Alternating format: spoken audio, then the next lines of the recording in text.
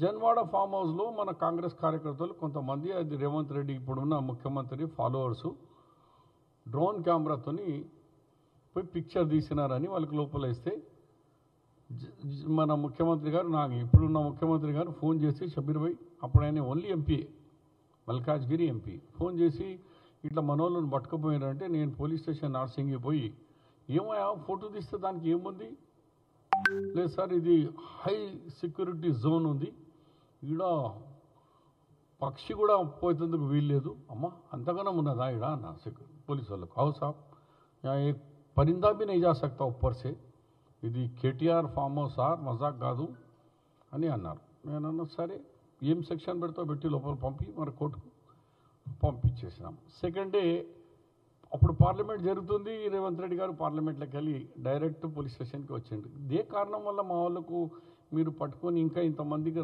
తెమ్మంటున్నారు, ఏముంది అంటే నువ్వు కూడా కూర్చోమన్నారు. ఆయనకి కూడా ఈ జరిగిన ఏం చేస్తున్నాడు, లోక్సభలో ఉన్నాడు ఆయన, పిలిచి సాయంత్రం కూర్చోబెట్టి డైరెక్ట్ రిమైండ్ చేసారు 14 దినాలు. నేను అడుగుతున్నా, ఒక లోక్సభ జరుగుతున్నది, ఒక పార్లమెంట్ సభ్యుడు, కాంగ్రెస్ పార్టీ వర్కింగ్ ప్రెసిడెంటు ఆయనకి తీసుకొచ్చి లోపల వేసేసినారు. అప్పుడు చట్టాలు యాదకరాలే కేటీఆర్, హరీష్ రావు, కవితమ్మ.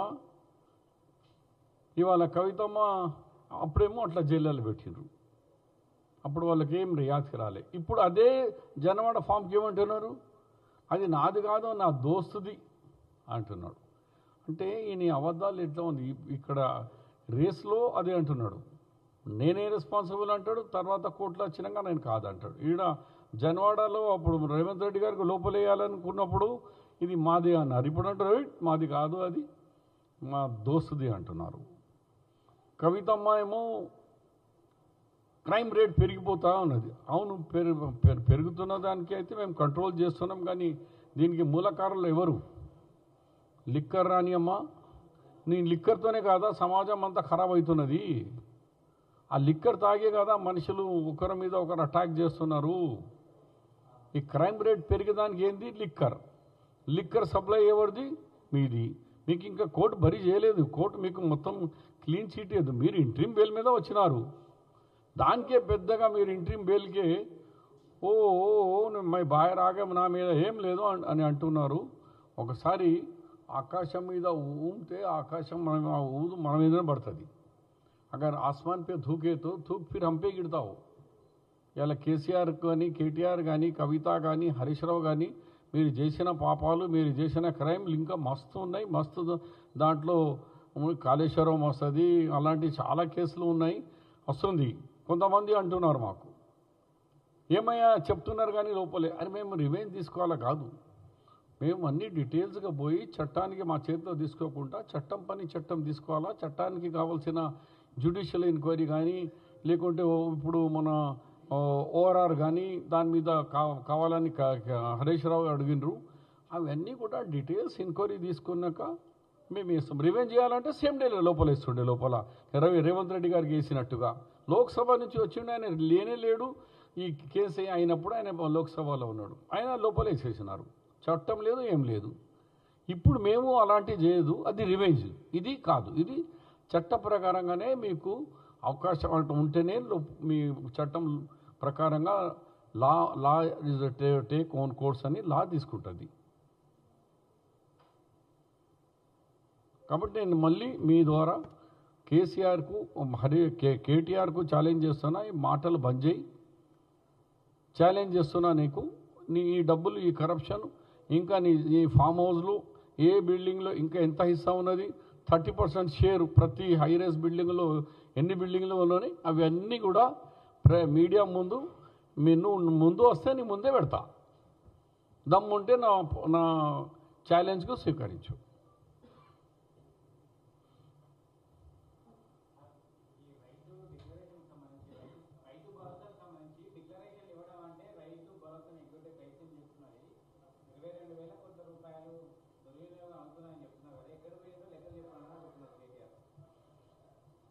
ఇప్పుడు నా ఒక మంచి మిత్రుడు తర్వాత వాళ్ళ పార్టీలో పోయాడు. గోదావరి దగ్గరనే ఉంది, వానికి 200 ఎకరాలు ఉంది. 200 ఎకరాల ల్యాండ్కు గోదావరి ఫుల్ ఉన్నప్పుడు 8 నెలలు గోదావరి పారుతుంది అక్కడ ఖానాపూర్ దగ్గర మంచిర్యాల. ఖానాపూర్ ఆ 200 ఎకరాలు 8 నెలలు ఆ గోదావరిలో ఉంటుంది. యాడున్నదో మనకే చూడదు. ఓనర్ పోయి చూసినా మనకి దొరకది భూమి యాడున్నదో. 8 నెలలు ఎండాకాలం వచ్చిన తర్వాత గోదావరి సింక్ అయిపోయాక ఆ ల్యాండ్ బయటికి వస్తుంది. ఆ బయటికి వచ్చే ఆ భూమి మీద చూడదందుకు పోతే కేవలం రాళ్ళు రప్పలు తప్ప ఒక ముక్క కూడా గడ్డి ముక్క కూడా ఉండేది. మా దోస్తుని నేను పోయిన ఆ భూమిలో వాళ్ళ నీ కిస్మతరా బాబు అంటే అన్నా మా కేసీఆర్కి దండం పెట్టాలా, మా ఆవిడ కేసీఆర్ 20 లక్షల రూపాయలు వస్తున్నాయి అన్న. 10,000 చొప్పున 2 ఫసల్తోని 20 lakhs రూపీస్ ఒక్క వ్యక్తి. మరి ఏం చేస్తున్నారా బాబు అంటే ఇంకేం అమెరికా పోతున్నా బిడ్డ కొడుకు ఆండే ఉన్నారు, సగం 6 మాసాలు అటు 6 మాసాలు ఈడ ఉంటున్నా అన్న అంటాడు. ఇట్లా సింగిల్ కేసు చెప్పినా నీకు. ఒక్క పంట లేదు, ఒక గడ్డి మొలవది, 20 లక్షల రూపాయలు వస్తున్నాయి. ఇలాంటి నాలా కన్వర్షన్ ఎల్బీ నగర్లో అయిపోయి 30 సంవత్సరాలు అయింది. ఇంకా నాలా కన్వర్షన్ పేరు మీద కాకుండానే ఆ పట్టేదారులకు పైసలు వస్తూనే ఉన్నాయి. What is wrong?